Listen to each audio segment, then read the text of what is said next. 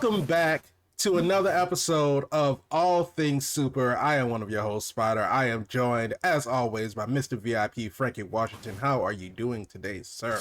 I am awesome. Thank you for asking. That's usually my response to that question, so I don't have to think of clever things to say. Pretty standard. Standard answer. It covers everything. It actually inspires a lot of people. It takes people off kilter. They're like, oh, okay, well, I'm good. and I'm like, just good? That's it? I'm awesome. You're just good? Well, it's getting better. I was like, okay, slow down. It's like you're raising their level. Because if you be like, I'm all right, I'm like, damn, I'm kind of all right too. But if you come out the gate like, no, I'm awesome. I'm loving life. They'll be like, all right, maybe things aren't so bad for me. There you go. And that's the energy I'm hoping to give. And I'm just, trying to get a little back. Can I get a little back from y'all? I mean, I understand people going through stuff, but right. Come on, you got to see some brighter days are coming. It's going to be okay. Look on the bright side of things, silver linings in the sky, just some positivity. That's all we need, some positivity in the world. But if you didn't know, this is All Things Super, where every week we talk about the movies, the TV shows, and trailers, all in the superhero genre, and we answer the question, is it super? Is it? We're going to find out, because today we are talking about episode 3 of Moon Knight. So, if you watched our previous episodes talking about Moon Knight, you understand the type of feelings that we have about the show. But let's get into episode 3. Mr. VIP, Frankie Washington, how are you feeling about episode 3 of Moon Knight?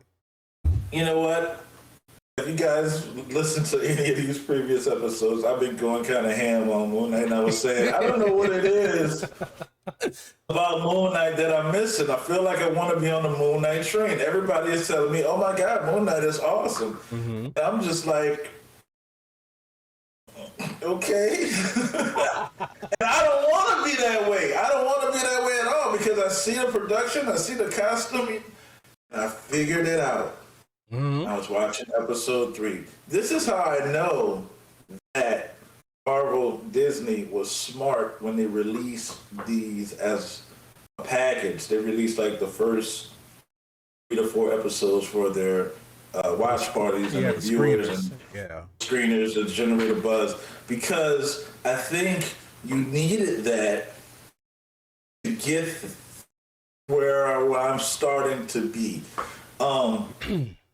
So they may have come in already there, but at the same time, some production companies do that and want to get a good feel about where the show is going, and if the consensus saying yes is great, because again, you saw all of this. It's going to take us to get to where they are to feel how they feel. With that said, 2 things hit me. One, I'm a great source to talk about this situation. Just want you all to know that. And 2, I have an opinion that I think is just me being selfish, because I'm finally getting where I need to be. My opinion is Moon Knight should have been a movie. I know what you guys are saying. That's a lot of exposition to try to fit into 3 hours, and don't get it twisted. Marvel will take a 3-hour movie and you will love them for it. Sometimes making it sound like, I gotta sit in my seat for 3 hours. You'll be right there. This Age of Ultron was long. Plus, exactly. You done cleared your calendar for the whole day. Marvel got a 5-hour movie. I'm bringing snacks. Okay, so I think tightly woven would have made a great movie. Mm-hmm. Again, I think the fact that they're dragging the pacing out to give you a little bit more explanation, I think they're doing a great job, but it may be too slow pace moving for me. I think I figured that part out. But again, because it's taken me so long to get to this part, I had to stop, sit back, relax, and listen. And realize that there's a bigger picture at play. I know I've said it a lot. I've said a big threat is coming, and you know, clearly that's going to be Kang the Conqueror. And Right. Marvel's crazy. They might throw somebody else in the mix, and Kang be right there working with the Avengers. Who knows? But something's coming. And when I fell back and realized we are now in a monsterverse of the MCU. Yeah, understand where we're going. We're going dark. So we'll be looking at Dark Avengers. We'll be looking at the Midnight Suns. We're going dark. Right. We're going really dark this way. So even if you realize Moon Knight exactly in the comics depicted, besides I think a couple of series, have the mummy wrappings. Yeah. He was just a guy in a suit. Now he has the mummy wrappings, and they made it sure to get the mummy wrappings. Even if you look at Mr. Knight's shoes, they're wrapped like mummy bandages. His stuff comes out like bandages. Cool design. He's the mummy. So we're going with the Jackals, which is actually pulling you into werewolves. We'll have the mummy. We'll have the werewolves. Morbius was supposed to take over as the vampiric, but since that movie did probably about as good as Howard the Duck. I haven't looked into the numbers on Morbius, so I don't know. I liked Howard the Duck, but it's not. Duck is great. I don't want to say I like Morbius. I might get stabbed, but it had its stuff. Okay, it had some stuff. Okay, I'm not saying it's the perfect movie, but I'm saying it had some stuff. But that was supposed to be the vampiric nature. But Marvel, okay, y'all got Morbius. We'll take Dracula and Jane Whitman and Black Knight. It's going to get dark because you cannot set the stage to bring Ghost Rider out without getting demonic. At some point in time, Mephisto will show his face. I mean, he doesn't say Satan for the Christians that don't want Satan in the MCU, but he's the devil. And you can't tell the story proper, which they've already shown that they are about telling good origin stories as close as the source material will allow them to do on a Disney Plus show or a movie. But when I stepped back and looked at it like that, so now we got the mummy, we got vampires, we got, what was the other one? I'm pretty sure we're going to get an Invisible Man or somewhere along the line. It's the Monsterverse. So Frankenstein of some sort's going to come in. It's the Monsterverse. We're going to be fighting monsters and demons and things of that nature. This is my realm. Where This is where you Disney, what are you doing? What are you doing down here? What are you doing down here in the muck? Okay, you're supposed to be up there shining like Captain America. You don't come down here trying to run your ways. Okay, I'm here for it. So the show's getting better for me. And when I stepped back and looked at it like, okay, we're building something here. Just like you said, if all these guys weren't here, you have to put it on the back of Hawkeye to hit it in the bullseye to get the show back where it needs to be. MCU. But now we're getting an introduction to new characters. We want you to feel something for them. Do you still care? The question is, could Moon Knight die? I asked that like 2 episodes ago. Mm-hmm. He got shish kebabbed. Yeah.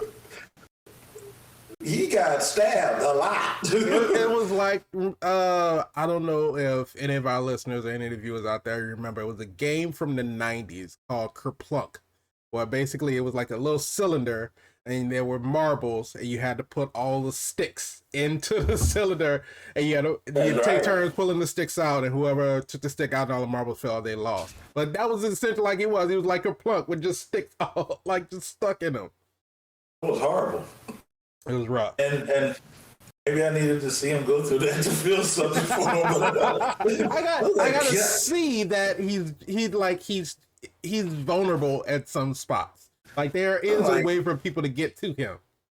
Like, damn. They Hey, 8 is enough. I mean, he can't go nowhere else. You're just sticking him for the fun of it. Like, oh, he can't die.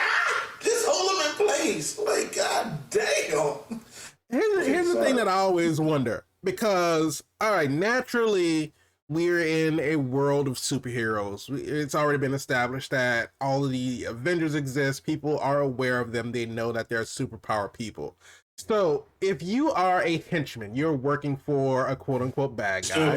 Stupid. You're stupid. First of all, yeah, you're dumb. Yeah, go do security somewhere else. I mean, and maybe that's a great story, too. Could be. But go ahead. No, but my question is, we know that there are superpower people, but then there are also people who are like Hawkeye, like Falcon, like Black Widow, who are humans, but are just very skilled humans. So, do henchmen care that, okay, there's a person in a suit? Do they immediately know that this is a superpowered person? Or do they just realize it's a person in the suit who is capable of fighting? Because Shang-Chi essentially is a human. He's a very skilled human, but he's a human. So if Shang-Chi is walking down the street and somebody decides to run up on Shang-Chi and shoot him, Shang-Chi's gonna die. So when there's like this shish kebab and Moon Knight just running spears through him, do they care that if they're gonna kill him? Or do they know that this is a superpowered person who's like, I want to just at least contain him? Like, I'm just wondering because you said, do we care if he dies? I'm wondering, do the bad guys care if he dies? I don't think they care at all. I just want to take this dude out. I don't think they cared at all, man. He literally, in one moment, he put his hand up, they stabbed him through the hand, and then pointed down to the crowd. It was like watching the Passion of the Christ. It was like, god damn. Y'all just go stab the moon, huh? Oh, y'all do that man dirty. Yeah. Yes, I feel for him. I mean, and it's sad that had to happen, but you know, I got a heart. I was like, dude, this dude is trying to save his wife. He's trying to make sure Khonshu don't snatch his baby up, you know? Right. And it's like, Steven acting like a little bitch, don't want to come out and read the... No, I'm not going to do this while I'm in prison. He's like, you are literally the worst. Ooh, there's bigger things going on in your existence. Like, okay? No, I want the body back. I love that now. I love that, you know, because you don't really see that conflict in Bruce. It wasn't until Endgame and Infinity War they started to have that Hulk Banner type of banter back and forth with each other. Because it should be conflict. And for Mark and Steven and Jake, he's coming, and Mr. Knight, there should be chaos in the mind. There should be, shut up, you know, like, let me do this. Because if the walls are breaking down and, you know, we're fighting over control, there's an argument all the time. And that's why you can say there's chaos in you. There's not one personality. There's not two. There's not three. We got 4 different ones all playing each other. I can't judge you. You're about to break my staff. So it took a long time for me to get here. I'm understanding a lot better as I go, and that's what I said. I could change my opinion all the way at the end, and I think that's what it is. I think the pacing, even though I said it's good, it is good for what it's doing. It's establishing this character. It's going to make you feel for Moon Knight. You understand now his motivations. He's distancing himself from his wife because he doesn't want his wife to become an avatar for Khonshu. He doesn't want to be his fist of vengeance. Yeah. Fist of vengeance. He doesn't want to be the fist of vengeance. He really kind of wanted his own life back, which really makes me ask this question, Spider. Khonshu, if Listen, if you're watching this episode, you know what we're talking about. I'm not giving you spoiler warnings. Just not.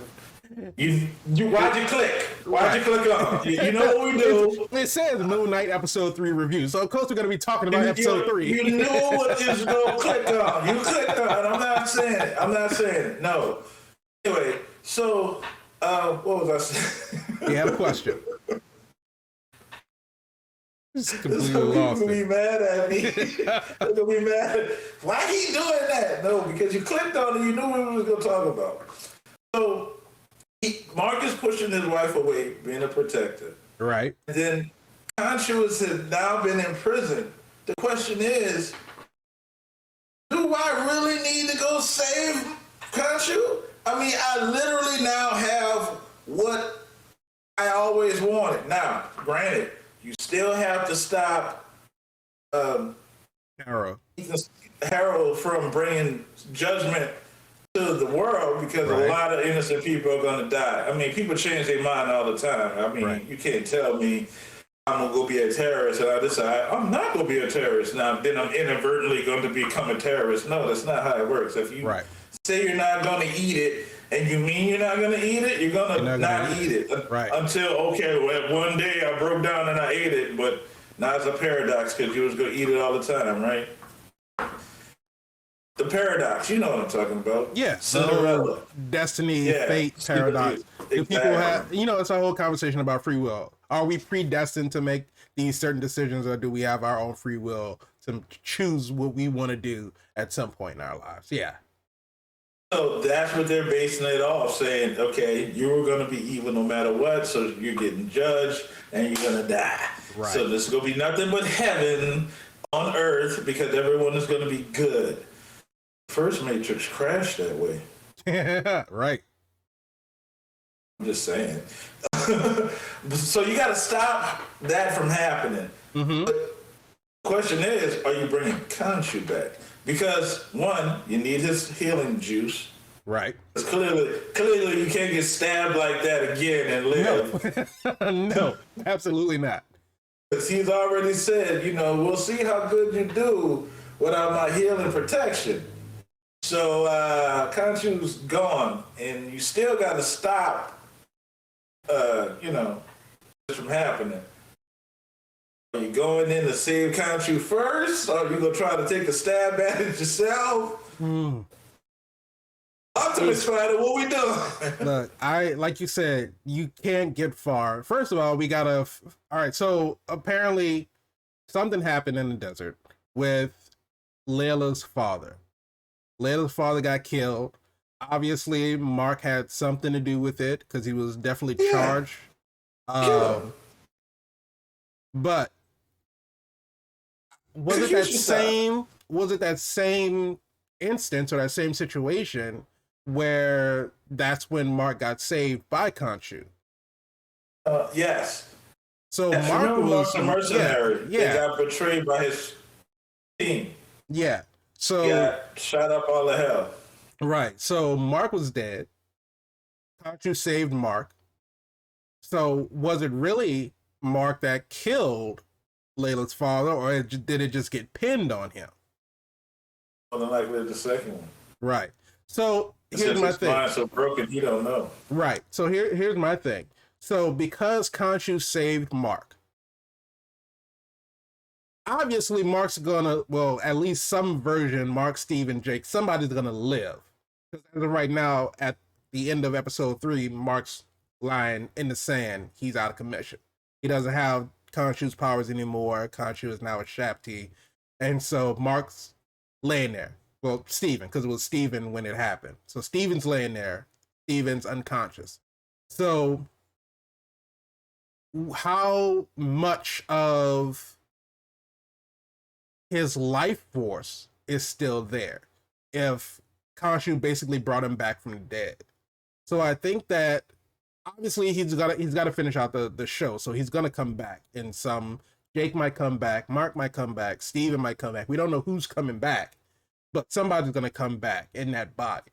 But I think you have to go save Khonshu first. You cannot. We've seen Arthur Harrow be 3 steps ahead of Khonshu this whole time. Harrow has Khonshu's number from him. Like evil Morty. Right, exactly. Khonshu, because he knew he needed an audience with the god, so he made a solar eclipse. Harrow saw that and he was like, "You're getting desperate, old bird." He knew. He was like, "Everybody keep digging. Don't stop digging no matter what happens. I'm about to be called upon." He knew what was about to happen. He knew exactly what was going to happen. And when he started turning back the sky, Harrow looked up at it. He was like, "You brought this on yourself." He knew he knew Khonshu was getting encased in the Shopti. He knows everything that's about to happen. You cannot go up against Harrow without Khonshu's powers. He knew he got the scarab. He knew where Mark was. He knew how to get to Mark. He knew how to get the scarab, how to find Amit's tomb.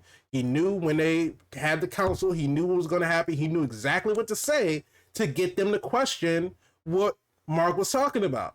It was like, this is a broken man. First, are you going to trust a shamed God and the shamed God who's taking advantage of a man who's unwell? It's like, I'm putting these seeds of doubt into their mind. They're not going to listen to a word that you have to say. So I'm free to do whatever it is that I need to do. They went to go find the sarcophagus of Sefnut. Harrow was there. Immediately showed up. Not only did he show up, he was like, "I know what you're looking for. I'm going to destroy the sarcophagus, so you can't find out where I am." He's one step ahead. He has everything plotted out. He knows he has everything. It's just all in the plan. And it's like, anytime you think that you're gonna stop me, bam, here I am. I'm about to throw a wrench into everything that you're trying to do. You cannot go after this man with just Mark and Layla, just as 2 regular people. It's not gonna happen. Is it crazy that I want to see Layla as the Moon Knight? It is not crazy, because I would love to see it. We saw in episode 3 that she is fully, well, I mean, we even saw in episode 2 that she's fully capable of holding her own in a fight. Now, she doesn't have supernatural abilities, so like when she had to fight the this be the first marriage in the MCU that you see a husband and wife kicking keister. Yeah, that's true. Because the only other married... Oh, no, I take that back. I'm sorry. Pepper did get into the rescue suit and shot the sky. She didn't hit anything. I can go back and look at Endgame and Infinity War. She was in the background. She was in the background fighting. Shoot in the air. That was the girl power scene where she came down and she got involved in that. I don't know. She was with the rest of the other women. Such a poser. She is a poser. But no, I was about to say the only other, that's a great point with Tony and Pepper, but the only other married couple, well, are they even married anymore, was Hank and Janet when they got Janet back. But we saw like in a flashback, they were trying to stop a missile, but we don't have a lot of married super couples in the MCU. I mean, we barely have people in, like, super people in relationships. So, but no, you're right.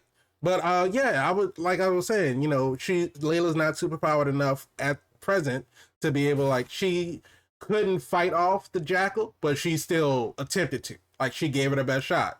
She's like, I don't know what this is, but I'm about to try to I'm gonna swing on it. Pause. Damn.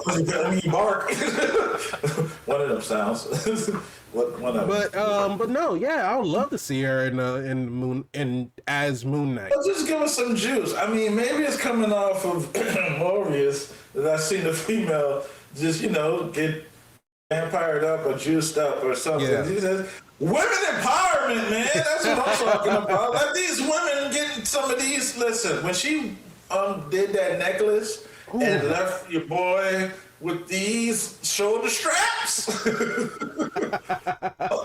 I was like, I don't even got to take that out, dude. Just leave that in. It's fashionable. It's stylish. Right. You're probably going to bleed out if you take them out. So just walk to the hospital like this. Just walk to the hospital. Technically, I'm in here for this. Technically, that wouldn't have killed him. I mean, it You hurt. think he can raise his? You think he can raise his arms though? No, probably not. But I mean, right here, you're not hitting any major organs. It's I am not a doctor. No, trying to say that on his own. I don't know what run through here. Please don't stab me in my stomach.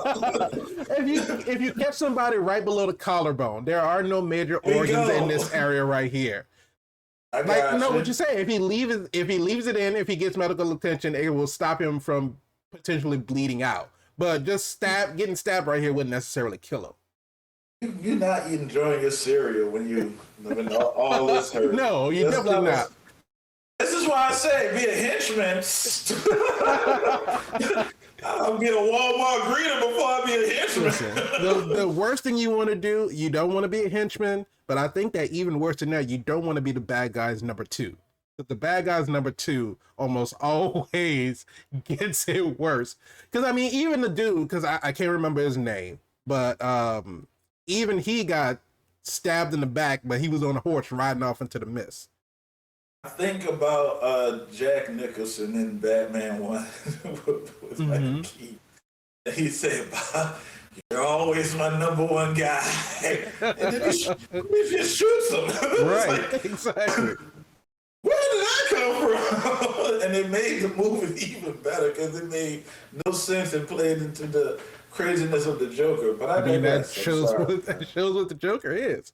But no, I'm with you with the episode. It's like you said, it's a slow pace, but it's sort of understandable because it's a lot of information that they have to get out, and you can't rush through a story and expect people to care about it.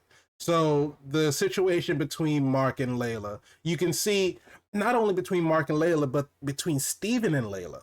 Because you saw when Steven first found out who Layla was, and Layla showed up with the divorce papers, and he was like, "You know French, you know how to read hieroglyphs." He was like, "You are awesome." He was like, "I would never divorce you."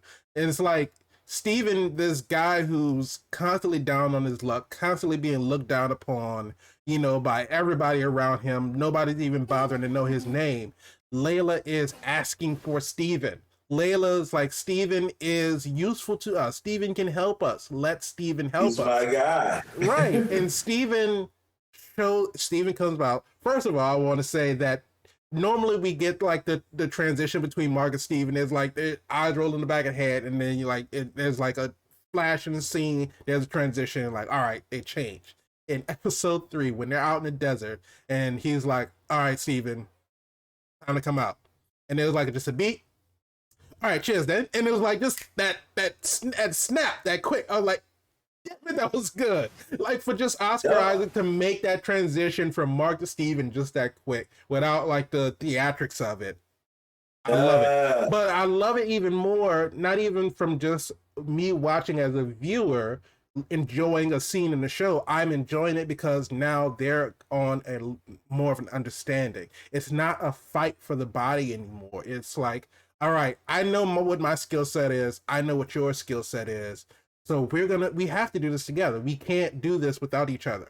And I think that was very apparent when they were fighting in the arena, and Mark and Steven was like, "All right, this is getting too violent." So he forcibly took over the body, turned into Mr. Knight. It's like, "All right, everybody, time out. Let's calm the F down. Let's talk about this." Shout out to Star-Lord with the calm the F down. Everybody calm the F down. But no, he's like, "Everybody calm the F down. Let's talk about this. Let's be reasonable." And immediately gets stabbed. He's like, "Oh, Mark, take the body back. Take the body back." And Steven's like, "I know I'm not made for this. I am not ready for this. I can't handle this." So for them to have that level of understanding now, it's like, all right, I know what you're good at. You know what I'm good at. And so now they can just, all right, I know when to release the body. I know when to give you back the body. And I think that's what's getting me excited for the next few episodes, because now if we're in this situation where we can just go back and forth, it's fluid now. So it's just there's no longer this struggle that we have to watch. There's no longer this struggle. There's not the argument. There's a communication between reflections, but it's not now. We're not at each other's throats anymore. We don't have to fight for control of the body. Of where it's gonna go, yes. Because those multiple you're gonna start to get Jake, Mark, and then Steven if it's Mr. Knight, or vice versa, and I think that is decisive. I told you he's gonna get a new Iron Man for the MCU. I said that. Go back and watch the first episode. I said it. You did say that. I figured out what I needed to figure out because that's what I need to do. But now that I understand complexity of it, I understand the overall scope of it. It's like a tesseract. You can see it from all the sides. You can see it from all the sides, and I understand what part it plays, what it's establishing and doing. My selfishness, because I want more Moon Knight, is to have had it served to me.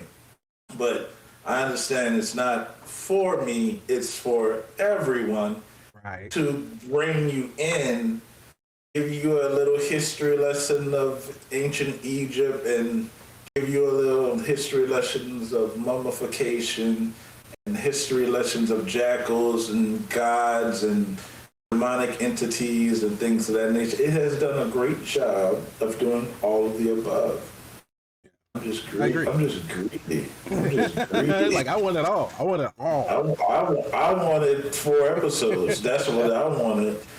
Yeah. Why are we not at that level? Why are we not getting 4 episodes of a show? We need to get to that point that we getting screenings. This is we're gonna get there. I need more comments. We're gonna get there in the comments section, and you to hit subscribe and stop. Come on, because we need to get these days off so we can see the stuff. I won't be there, and I want to see it next tomorrow. So I have a couple questions for you regarding this episode. I got answers right now. So we talked about the different alters for Mark, Steven, and now the introduction of a third personality or a third alter, which we're almost 100% sure is going to be Jake. So we see that apparently we have Steven, who's not necessarily a pacifist, but he's the type of person like, I don't want fighting to be my first option. Let's talk about it. Let's try to figure it out. We have Mark, who is a skilled mercenary, who fights, will kill if necessary, but we saw when he was fighting on the rooftop with the young kid, he didn't knock him out. He was about to punch him. He was like, he's just a kid, and he slapped him in the face, slapped the shit out. Great depiction of the different personalities. Yes. Right. And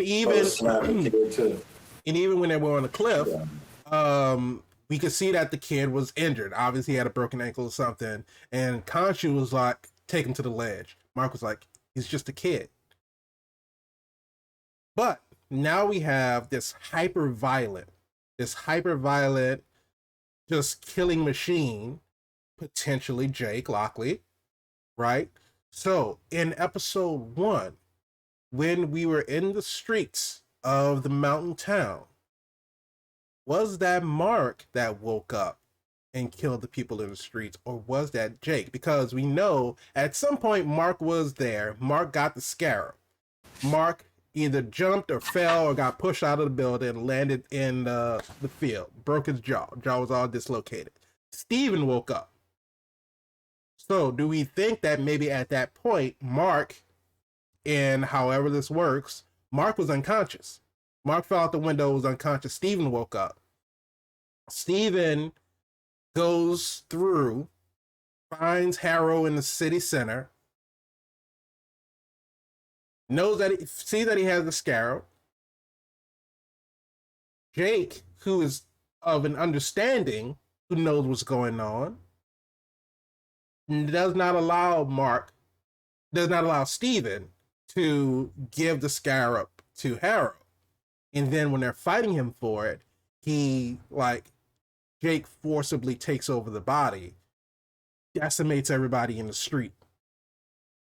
Where Steven wakes up and now he's just like bloody and full of blood because Jake probably like punched the shit out of the dude or something. Because the only other time show you those fights when Jake actually took over and it wasn't Mark. Right. Because up until this point, we haven't seen them get that bloody since episode 1. That'd be awesome. And just remember, I was asking for those fights. Go back and show you those fights. Right. So you'll show his existence like he's been there all along. Exactly. So you're introducing another alter, but it's an alter that's already been there.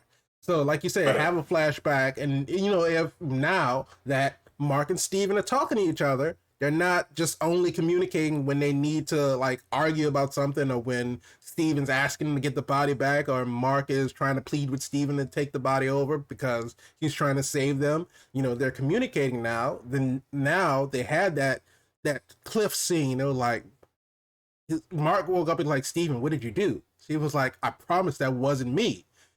And if they go back to that, like, okay, well, let's talk about this. You said it wasn't you. I know it wasn't me. So what happened? And then Steven was like, well, when we were in this mountain town, such and such happened. And Mark was like, I don't have any memory of that. So now they're putting 2 and 2 together, these hyper violent situations where there's all this bloodshed, all these people killed. Now they realize there's a third. There's, at this point, a fourth. Well, a fifth. Because, Moon Knight, Mr. Knight, Mark, Steven, now there's Jake. And I don't know exactly how they'll get Jake to come out. I need to get me more personalities. I thought I had enough. I was just killing it with 3, but apparently I need more. Apparently. I tried to simplify mine. Yeah. So, I don't know. Maybe Jake's been there the whole time. Jake's been there the whole time. And if, like we were saying, if they cut back to those actual fight scenes and say that was him, you give it. I mean, it fits right in the profile.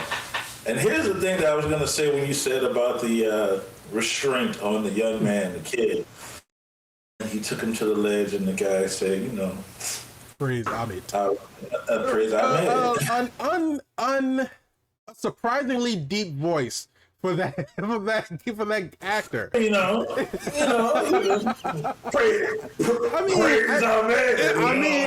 I wasn't expecting him to sound like a kid. He looked young. He looked like he was probably late teenager, like 18, 19, 20. Some people got that baby face, When he went to cut the scarf, he was like, praise Ahmed. I'm like, all right, Barry White.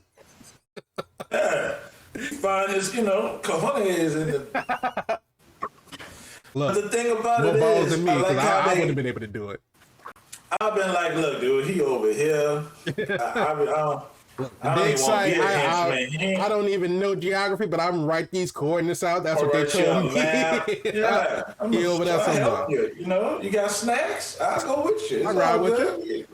I ain't trying to die for this dude. All right. Anyway, they committed to the cause. What I'm saying is this. 2 things were shown in that scene. I always like to reference 2 things. So, one, Khonshu, he has no clue. He has no clue. He was like, I thought he was going to talk. I felt like that was messed up, Khonshu. Yeah. You're supposed to be a god, man. I thought you had a little more divine insight than that, but I'm listening to it. I might as well listen to my cousin, man. Right. So he doesn't have any predictions of the future. He's just like a guy. Just like he'll talk. Oh, I guess he's not going to. I thought he was going to talk, my man. So I love to see that part of him because he's fallible and he's not above manipulation.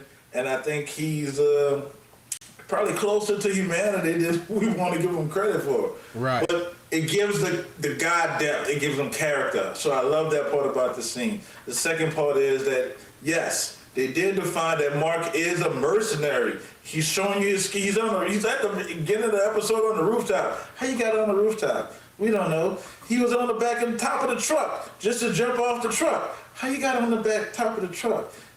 And the guy was on the ground. So you had to go up to get on the truck to jump off the truck. for the way the scene was set up was weird. But okay, I'm saying it. He's a mercenary that's very capable of defending himself, right? Mm-hmm. Getting bloody violent only if he had to. Or has he?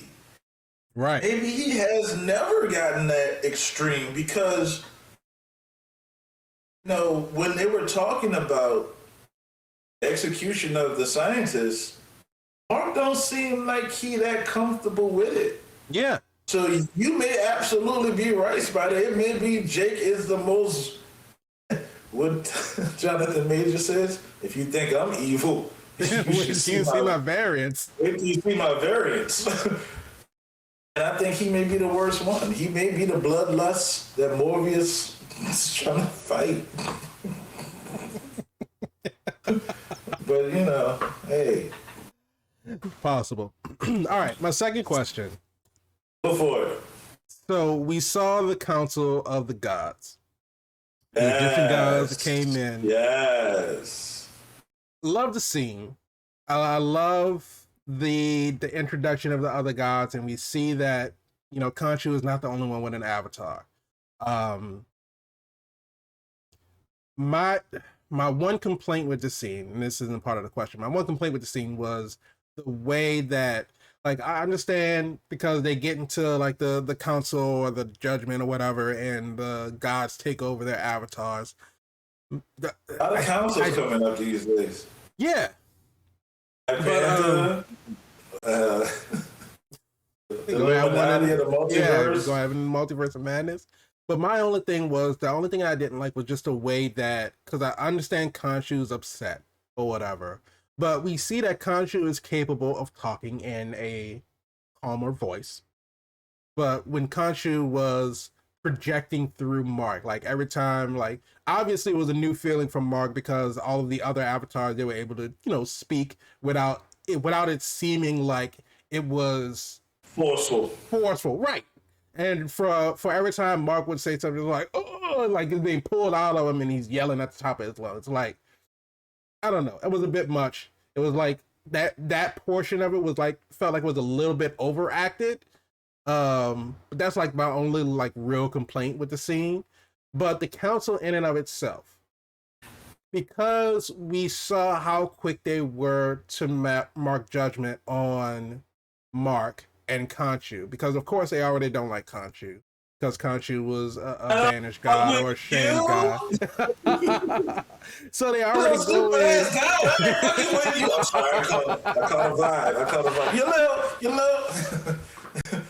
Sorry. But they already go in and they already have their bias against Khonshu. They immediately told him, it was like, we are not one for your theatrics. We don't need to make ourselves known. We have already decided that we are leaving the matter of man alone, kind of like the Eternals.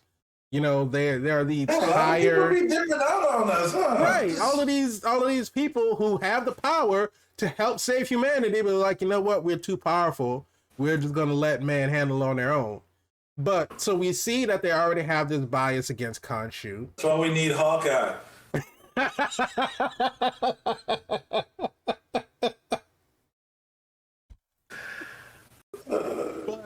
And then so we see after Khonshu is encased in the Shabti, Harrow comes back.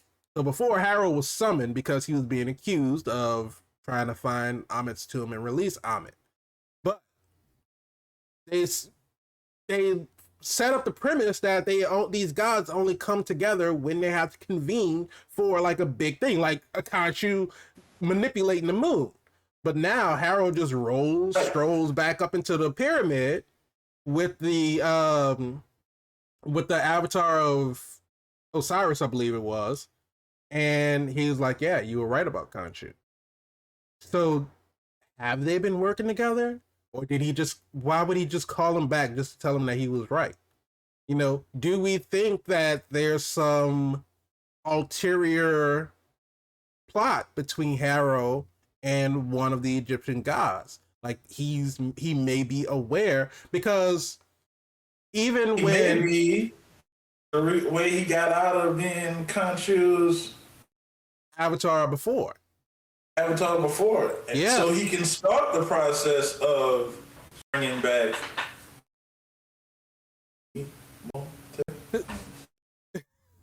But because my thing is like, all right, so you have these gods. Like I don't know what the powers of these gods are. I don't know what they can see. Clearly, they can't spot a liar because you can just straight lie to the gods. It's like okay, well we lie to God all the time. Like Harold just came in there and was like, this is what you're accused of. Harold's like, well, I was in the desert. Is that a crime to be in a desert? If it was a crime, the sins would be as long as the now. Like, I was just hanging out in the desert. Why? Why are you in the desert?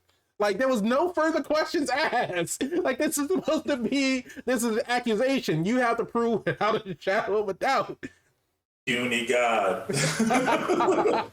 He was like, I was just in the desert. They're like, all right, this man has committed no crime. We will let him go.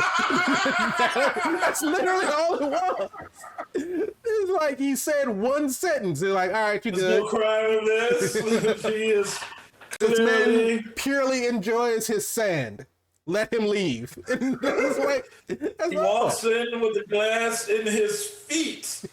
Clearly he loves sand of all shards. But it's just the way that they were so quick, or I won't say they, but at least that one guy was so quick to take Harold's side and so quick to turn on Mark, because Harold was like, you trust this man, you trust this shame god, this man is clearly unwell. Khonshu is taking advantage of him. His mind is broken. You called it. He's using his outside voice inside. You already called it, man.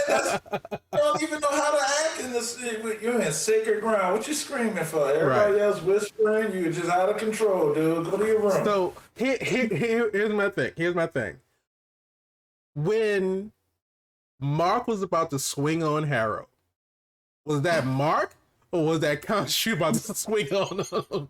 Did Khonshu still have control of Mark's body? Or was that Mark about to swing on him? Because I think Khonshu was trying to sneak Harold. You about to get Will Smith and Rock. You was about to get all the Oscars in one. And it was going to be beautiful. But you can't play like that in a God's house. We don't know when you're lying, but we don't tolerate violence. You can lie to us all you want, but you ain't gonna hit nobody. Lie to us all day. Keep your hands to yourself. That's a lesson you learned as a child. So that's messed up, man. Oh God. They're gonna be all right. They're gonna be okay.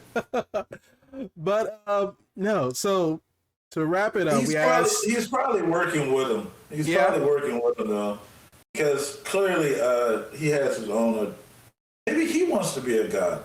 I mean, right now he's only in servitude, trying to be amongst the gods. I mean, let's be honest, Spider. Like I'm conversating with a deity, a god. Even if you're a demigod, half the powers.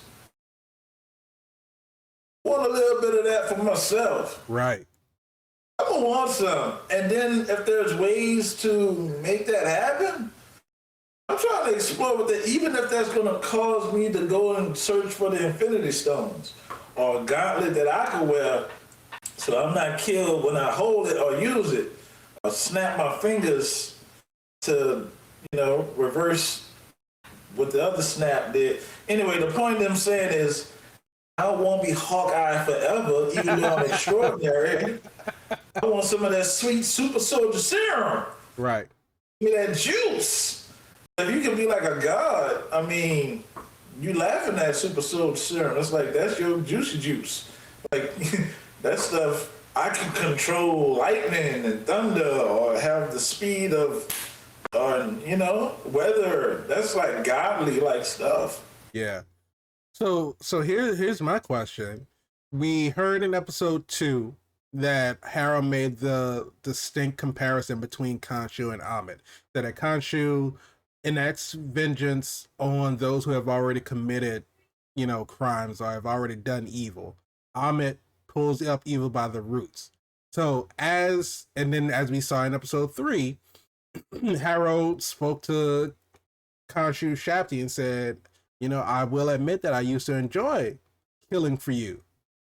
And that's my only sin, or that's my largest sin.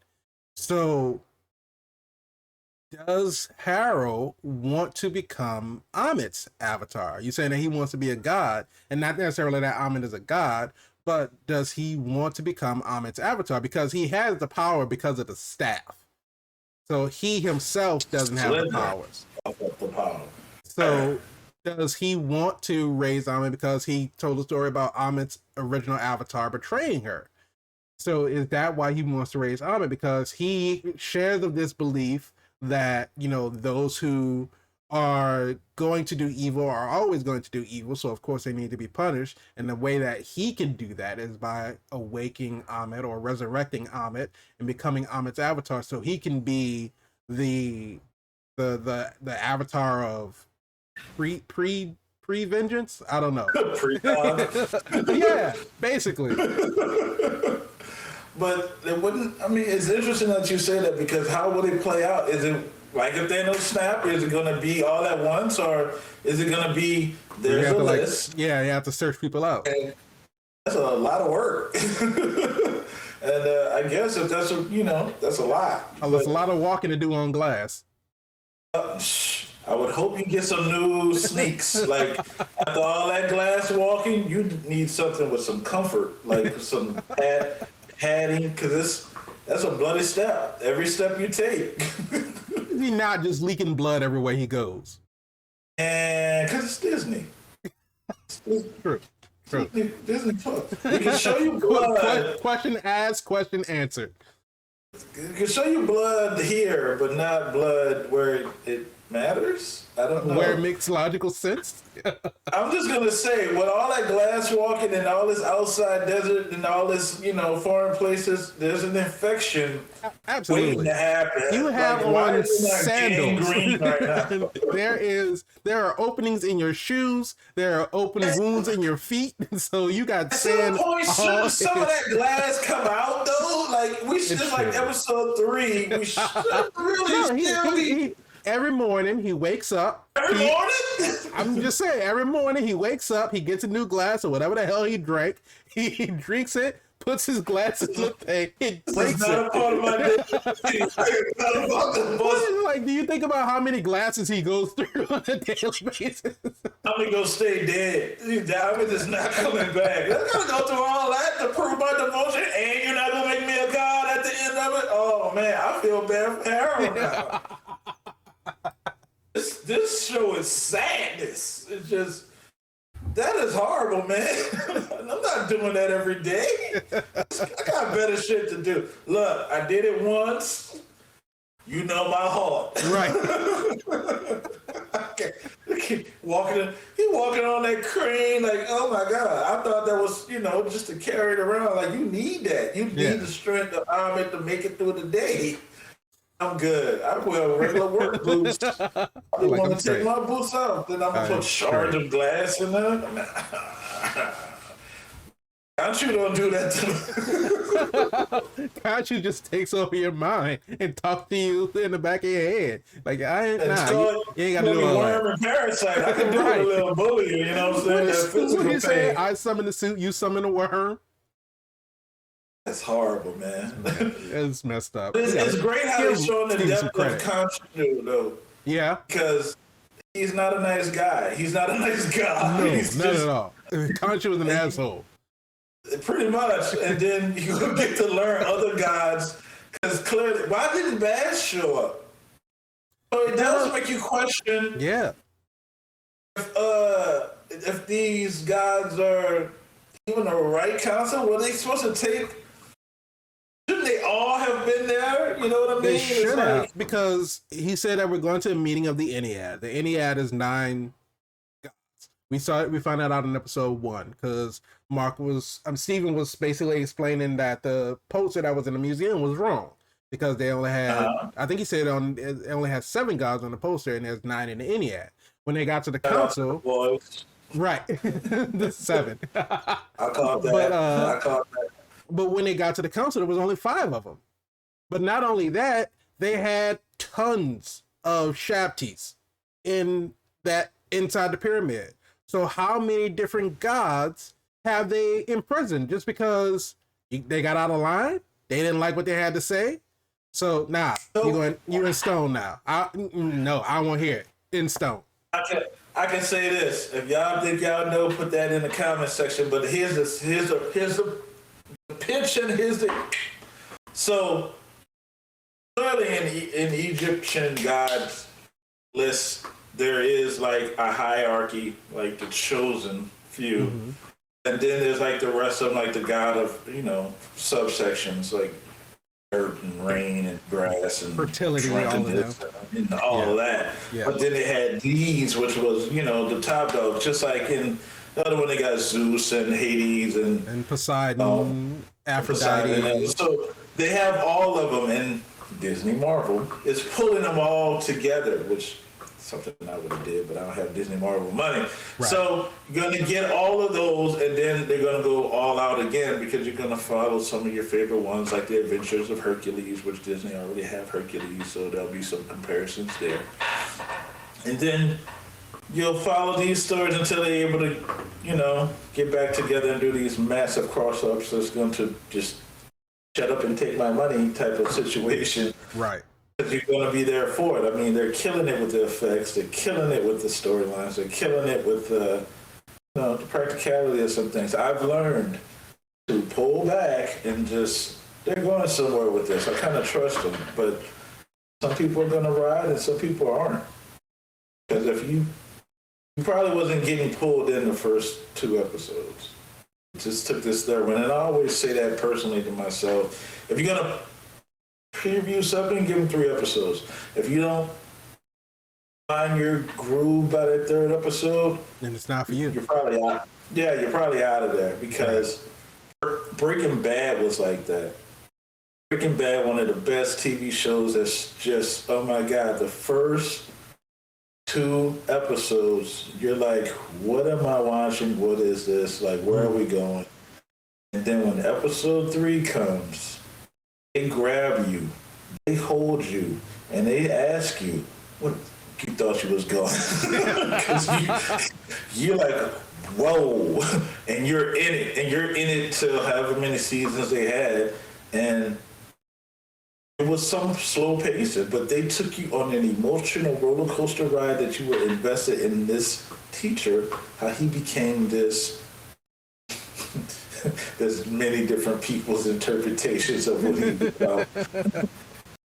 Some on the Walter White bandwagon and some call him just horrible. And everybody has their opinion. But the point that I'm saying is the story is so captivating that, and they're doing that with Moon Knight. And it's, I just wish, I'm greedy. I just wanted it all at one time. And you made me wait. You made me eat my vegetables. So, yeah. But we gotta wait for episode 4 coming out on Wednesday. Damn it, Disney. But before episode comes out, let's ask our final question of episode 3. Episode 3 of Moon Knight. Is it super?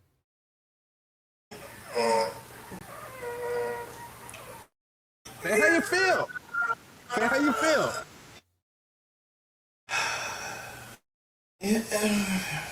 Yeah, sounds like a very reluctant answer. It's coming together. It's coming all the way together. It's coming all the way together. Is it? Yeah. Let me answer that by the end of the series. Oh, we're not talking about the series. We're talking about episode 3.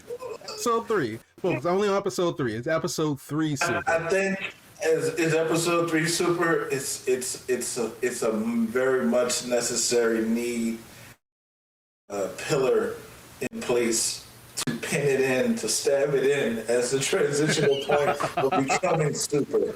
And they anchored it in. Like, Moon Knight, you about to be super today, baby. He ain't dying. Give me some more of them steaks. Them steaks, so I found out what to do with them.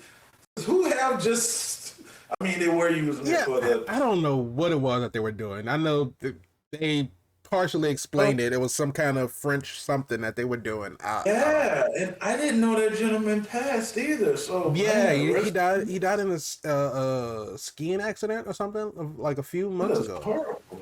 Yeah, I was like, oh man, this dude about to blow up. He got the charisma. He got the, it's just like, I mean, I want to see him in something else. And then I found out he passed. I was like, damn, way too soon. So the explanation about that, the character that he portrayed was supposed to be, well, the character he portrayed in the comics, that person was Mr. Midnight.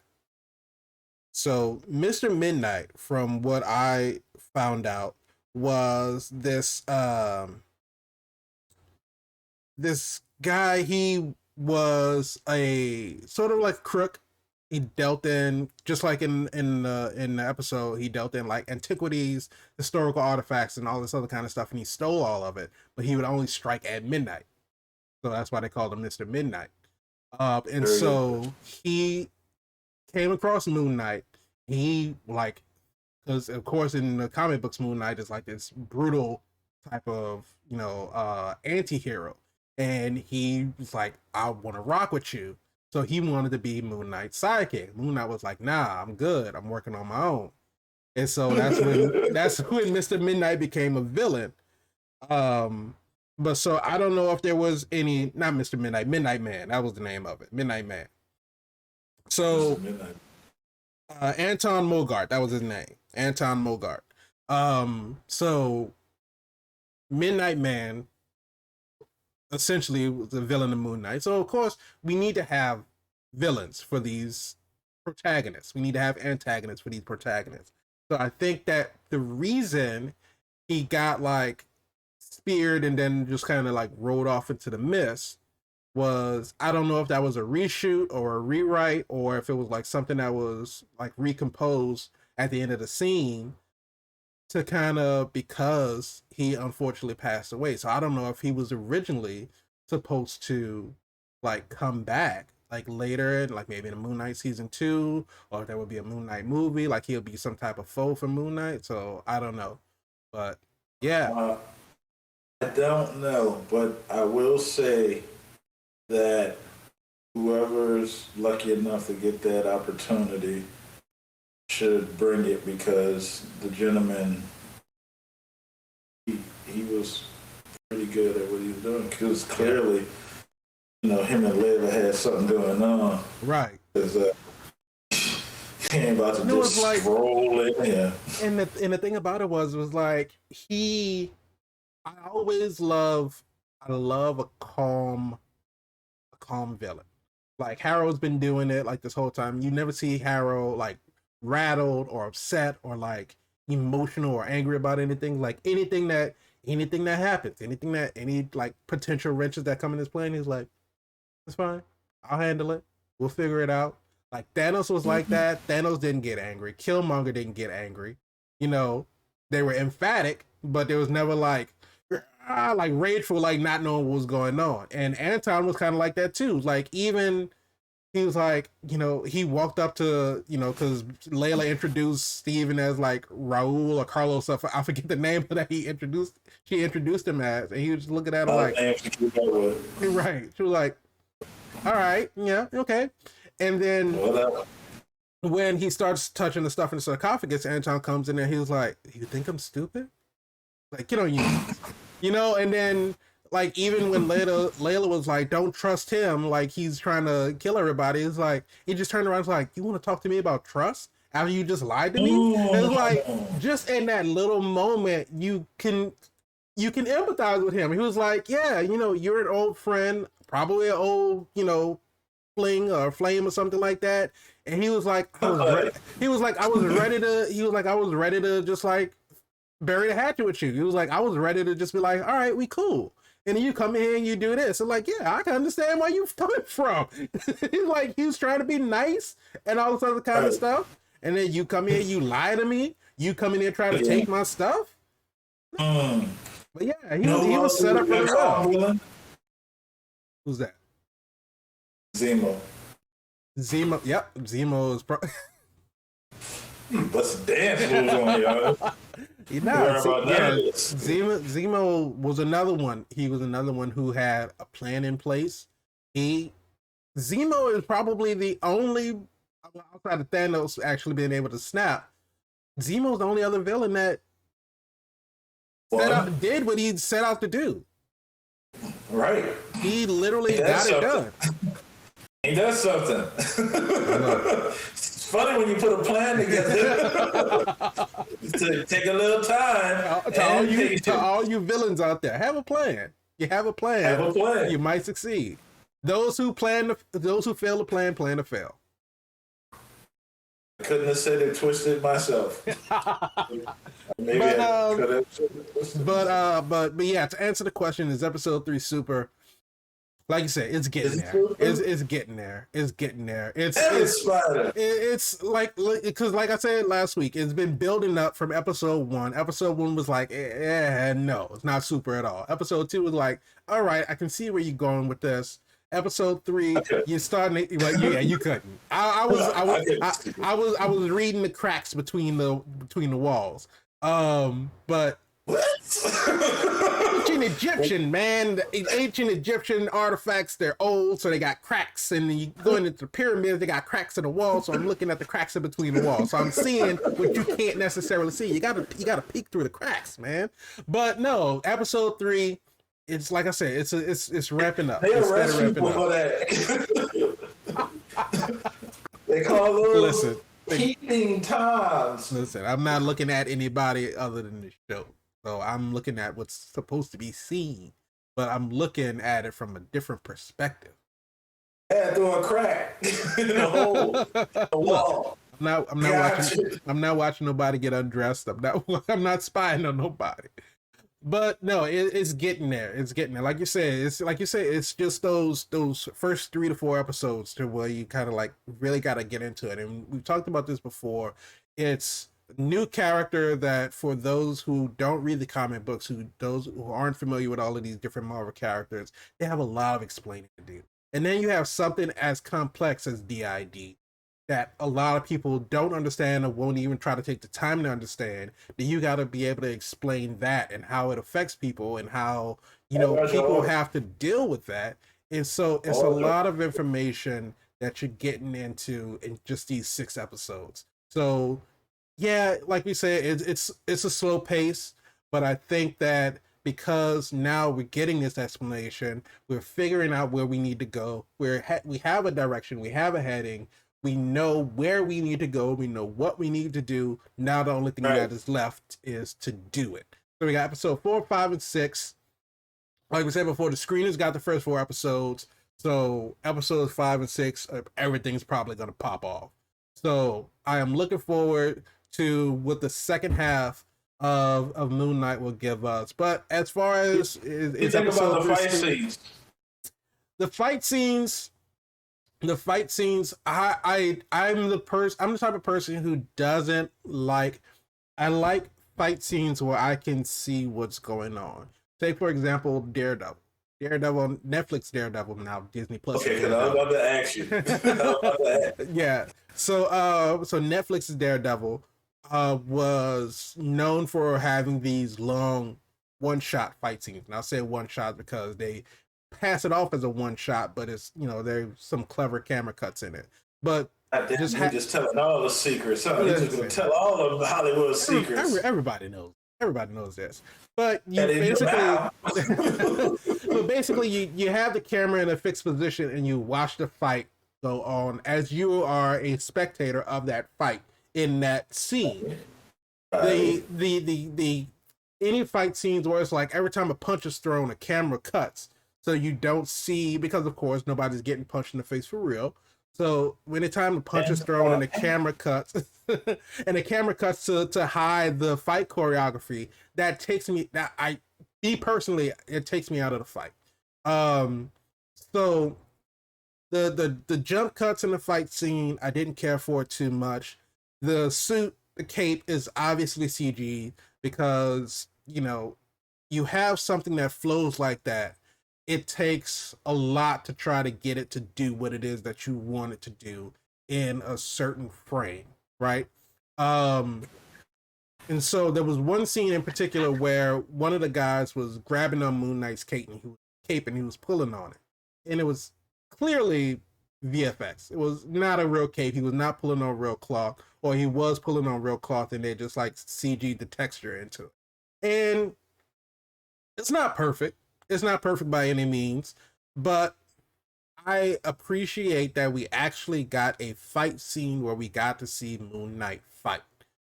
You know, it's like I said, the jump cuts, the CG, of course, is not perfect, but it's a TV show. It's not going to be. Damn, is that the excuses that we're using now? It's not gonna... Game of Thrones was a TV show too, and they put that budget on them dragons. Them dragons look. Well, I haven't seen Game of Thrones, so. I don't know what that was. Dude, they gonna come for you. You better go watch Game of Thrones. I'm not watching Game of Thrones. I don't want to watch Game of Thrones. Listen, there's only a little incest. It's not a whole bunch. You know what? We are going to move past that. Like there's an amount. We are going to move past that. But what did you think about the fight scenes? I thought finally, yeah, the fight has come back to Moon Knight. Right. It was. I think I need to see more. Okay, that's fair. That's fair. Because, I am a. Don't get me wrong. Listen, hey.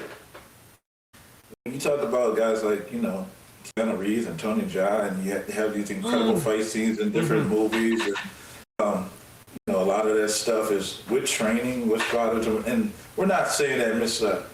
Isaac has to take these fight choreography things, because clearly it could be someone else in the suit. But when you're doing these fight scenes, you want to showcase how mystical he is, and at the same time how skilled he is. Right. And I know there's a level of hierarchy inside of Marvel. Shang-Chi being one of the men that mastered all of the martial arts styles and fighting styles. He is a master at them all. And then you'll have somebody that's like Blade, that's so old he's mastered a lot of kung fu styles and choreography styles, or fighting styles. Then you'll have somebody like Daredevil, who's more of a boxer. Right. You'll have somebody like Spider-Man, whose style is unlike anybody else, because he can literally run on a wall and flip, and he's very limber. Very different styles. So I would like to see more of his style, so I can identify his style based off of what, in the comics, I think he was a boxer too, but in here that hasn't been established. I would just like to see, because it's going to come down to fighting styles. When it comes down to loving your favorite characters, you're going to say Wolverine's not going to fight the same as Spider-Man. Right. Doctor Strange doesn't throw a punch at all. He wouldn't. His hands are brittle. Which I don't know why you don't just heal your hands, man. Just reverse time on your hands and heal you. Anyway, so I don't know. I would have healed my hands. I would have been immortal, but that's just me. Anyway, so everybody has different fighting styles, and that's one thing I will say. I would like to see more of his. I mean, I'm actually happy they're showing more of Wong's fighting style in the Multiverse of Madness, because you can see he's using some of Shang-Chi's ancient technique with the wire rope blade on the end of the rope, or maybe it's a spell on the end of the rope. I don't know.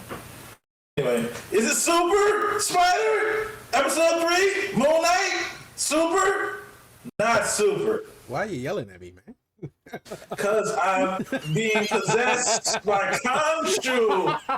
Khonshu has possessed me, and now I'm the worm. No, I'm the worm. I'm the worm. Oh, God. But, no, I think that is barely super. I would say yes, it's super. I was going to say yes, that is super, but it's just crossing that line between not super and super is just over the line into super. Like I say, it's on the opposite side of that line. like I said, we're getting there. It's been for me. It's been ramping up the entire season. Like every episode is getting a little bit better. We're running into some things in the story that I'm very happy that we're getting to. Like I said, about the difference between Mark and Steven now being on that same level. They're having that fluid interaction, that fluid exchange of the body. Layla being more incorporated. We're seeing more of Layla being able to fight. We're seeing Khonshu on the more, like, I don't want to say relatable level because he's still a god, but it's not just Khonshu just yelling, do this, do that, summon the suit. Like, he is actually having a conversation with Khonshu. So we can see that it may not have always been, you know, just Khonshu just barking directives at his avatar. Like, there may have been an actual, like, symbiotic relationship between Khonshu and Mark. You know, they are capable of having conversation. They're capable of talking to each other and being able to try to rationale out a plan as to what's going on. So I'm appreciative of that. So we're getting newer things every episode. So it's steadily ramping up for me. Actually, this question.